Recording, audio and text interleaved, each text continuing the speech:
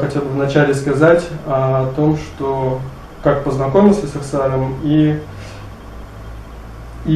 прежде всего с его творчеством, конечно же. Знакомство было где-то в начале 2000-х, когда мне было лет, наверное, 17. Это время совпало с тем, что я начал слушать рок, и для меня было откровением, что в Осетии были свои рокеры, которые были на уровне тех иностранных певцов, музыкантов, которых я слушал к тому времени. И, естественно, я благодарю судьбу за то, что я познакомился с таким музыкантом, как Ахсар. Во-первых, конечно, если говорить о том, что о его музыке и вообще о музыке коллектива Бомбарон, Пиковой дамы, Мемориала, да, то есть это музыка, несомненно, на мировом уровне. И что еще более приятно, то что этот уровень, на этот мировой уровень они также вывели и осетинские песни. И то, что очень много композиций и песен исполнены на осетинском языке,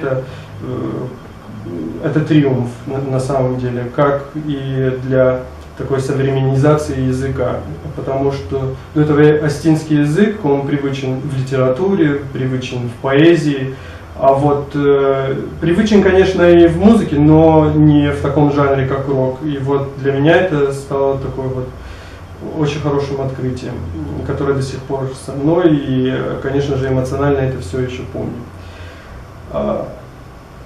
Говоря об Ахсаре и о знакомстве, да, то есть, конечно же, я слышал об Ахсаре до того, как с ним был знаком, потому что это поколение моей мамы и поколение людей, к которым я отношусь с очень большим уважением, потому что они прошли в свое время через очень много проблем, лишений, но при этом остались людьми с большой буквы, и сохранили, и пронесли свою честь и достоинство вот сквозь все эти неурядицы и проблемы.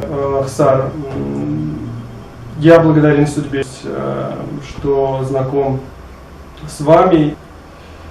Вот, хочу, чтобы не только я, но и поколения, которые идут после меня, также знакомились с вашим творчеством, и чтобы ваше творчество оставляло неизгладимое впечатление для них, и мира, и вот этого благополучия. Спасибо.